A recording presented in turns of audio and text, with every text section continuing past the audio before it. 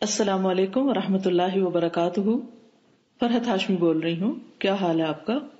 ہماری روزمرہ زندگی میں کئی بار ایسے حالات اور واقعات پیش آتے ہیں جو ہمارے لیے پریشانی اور سٹریس کا ذریعہ بنتے ہیں، جن سے ہماری کارکردگی اور تعلقات متاثر ہوتے ہیں۔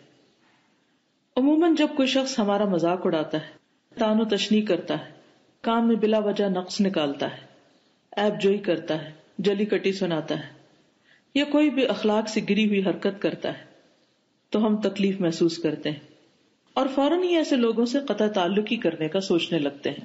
لیکن سوچنے کی بات یہ ہے کہ کیا قطع تعلقی کرنے سے مسائل حل ہو سکتے ہیں؟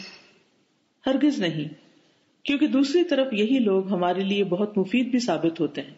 ایسے میں پھر کیا کیا جائے؟ ابن ماجہ کی یہ حدیث اس حوالے سے ہماری بہترین رہنمائی کرتی ہے۔ رسول اللہ صلی اللہ علیہ وسلم نے فرمایا، جو مومن لوگوں سے مل کر رہتا ہے اور ان کی ایذا پر صبر کرتا ہے اسے اس مومن سے زیادہ ثواب ملتا ہے جو لوگوں سے نہیں ملتا اور نہ ان کی ایذا پر صبر کرتا ہے۔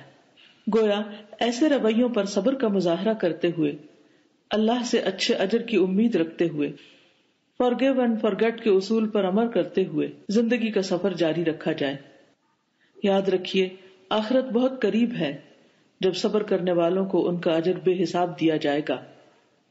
دنیا کی زندگی ایک امتحان ہے، اس امتحان کے مختلف رنگ اور مختلف پہلو ہیں، اس لیے کامیاب ہونے کے لیے ضروری ہے کہ ہم آخرت کو سامنے رکھ کر اپنے اخلاق کو بہتر بناتے رہیں۔ آپ سب کے لیے بہت دعائیں۔ السلام علیکم ورحمۃ اللہ وبرکاتہ۔